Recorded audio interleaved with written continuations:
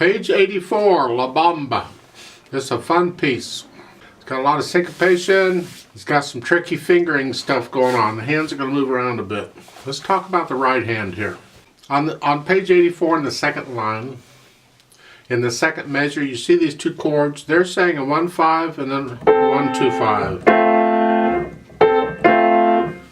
That's okay. But when I get inversions to chords like this, I like to try and leave the hand in one spot if possible. So I would recommend fingering the first one with a 2-5 instead of a 1-5, and the second one with a 1-2-4. See, the fingering overall for the whole chord is this. Okay? So all we're doing is playing it. It's just a little safer way of going, and I recommend that fingering wherever this occurs.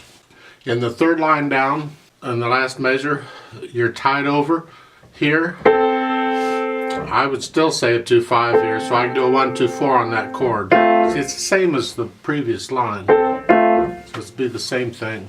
That's about it for the right hand. There's some tricky things with the rhythm. I'll talk about rhythm in a minute. I want to talk about left hand first. Right at the beginning of page 84, just follow their fingering until you get to the last measure of the first line. They're saying a 1-3, and then for the last note a 1-2. It's okay, but I find it easier if after the 1-3, then for the next one I would do a 4-2, so I can do a 3-1 on the last one. I think it's a safer fingering for those. It's the same thing throughout. You get the same pattern. Third line down on page 84 in the last measure, you're here, then the B flat. They're saying fourth finger. The fourth finger's fine, but when you get to the eighth notes, I recommend a 3-1 on the first one and a 4-2 on the second one. Like that. Over on page 85 on the third line down. In the left hand, it's this way for them. This is what they're saying to do. Here, you have to cross over to get the D. It's unnecessary because you can go a 1 and then a 2 and even a 5 on the next measure on the G. However, you will need to cross over on these eighth notes. So it's just a little easier, I think, on the first measure if you do a 5-1 and then a 2. You get that over and over and over again. A little bit about the articulation. They have staccato notes stuck in here in various places. They're important. Well, they're always important. But it kind of makes it right at the beginning of page 84. See, they're not staccato here, but it's the third beat, it's staccato.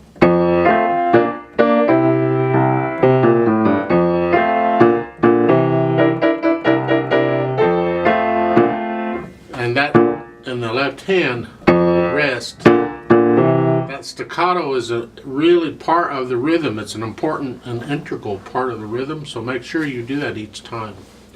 The other part of the tricky part is to hold the notes down when they're not staccato. Hold them down their full length and only their full length. So be accurate. At the beginning, it's 1, 2, staccato. Second measure, 1, 2. Now I'm holding the right hand down, right? 1, 2. Okay, so try and hold those down. Let's talk rhythm. It gets tricky if you're struggling with rhythm. This is a good one to do because by the time you get done with it, you'll be either shot yourself or given up or you'll get it. Something. We'll hope you'll get it.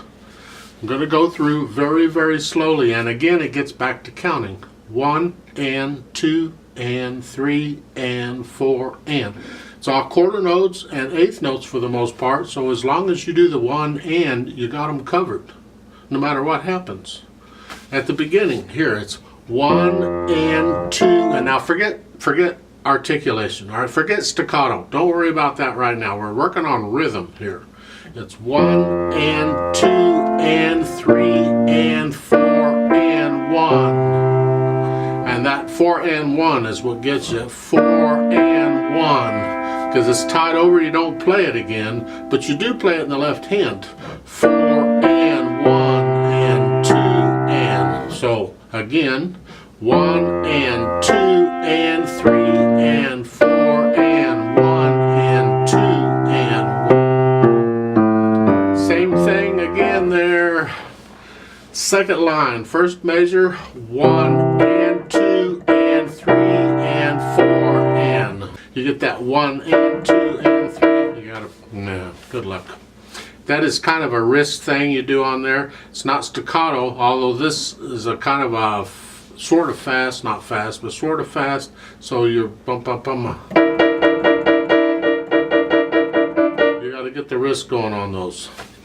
Third line down. First measure is the same as the first line's first measure, so it's, but the second measure and the third measure, look out. Well, the second measure, look out. Oh, look out for the whole thing. I don't know. Here. 1 and 2 and 3 and 4 and 1 and 2 and 3 and 4 and 1, 2, 3 and 4 and 1 and you got 1 and you got. If you have to, take a pencil and put in a vertical line over each beat at the above the top staff, just a small vertical line to remind you where the beats are. These are the beats. Because of all the syncopation, notes are not necessarily played on the beat. They might be played before the beat or after the beat. Who knows what they're doing. Over on page 85, go down to the third line. This is the, well, let's take both hands again, because it's 1 and 2 and 3 and 4 hands. You just count them out carefully. 1 and 2 and 3 and 4 and 1 and 2 and 3 and 4. Now in this video I'm doing both hands at one time. When you do it, actually you're going to try, you really should do it one hand at a time and try and get it, and then go put the hands together, which will be a whole new challenge. But if you can get it one hand at a time, like just the left hand in the page 85, third line down, 1 and 2 and 3 and 4. See, a lot of the notes come on and that's the tricky part. That's why if you'll put the slashes where the beats go, you'll be able to tell if the note is under that beat or not. It's, you know, it's different. But this rhythm that starts out in the third line down goes through the rest of the piece for the most part. So if you can get the first couple of measures here on the third line, you've got the rhythm for it. Roadmap wise, you'll see it toward the bottom of page 85. On the next to the last line, there is a DS, L sign, then coda. The DS means go back to the sign. And the sign, the little squiggly do thingamajigger, is over on page 84 in the second line between the first and second ending, or first and second measures. So when we go back to there, and then we continue to play on until we get to the coda sign. The coda sign is a circle with the crosshairs in it, and that is over on page 85 at the end of the second line. So we're going to go to there, and then when we get to there, we're going to jump down and do the coda, the last line on page 85. Now on the coda, there's a note there at the above the staff, this repeat and fade, which means when you go to perform it, you're just going to continue to play those two measures in the coda over and over and over, and each time you're going to get softer until you kind of die out. When we do the play with me part of this video, I'm just going to repeat it one time and that's it. So we'll play the coda twice, in effect. At the top of page 85, second measure, watch the rhythm. In the right hand, it's 1 and 2 and 3 and 4. Again, if the rhythms are causing you problems, simply take out the ties for a moment and just play all the notes. 1 and 2 and 3 and 4. That is not quite so tricky. And once you can do that, then put the tie in. You can play the note, just hold it down from the previous. 1 and 2 and 3 and 4 and like so. In the second line on page 85 in the right hand, first two measures. You're here, and then you come up to here, second measure when you play the F again is 5th finger. So you got to go from here. You might have to practice that move. So let's try it out. Slowly, slowly. Got to check notes and rhythms, don't you know? I'll give us 4 counts. Let's play this together. There is no pedal in here. We got to have the syncopation and the staccato and everything going on, and the pedal would screw that up. Left hand, right hand. Here we go. 1, 2, ready, and go. And 1.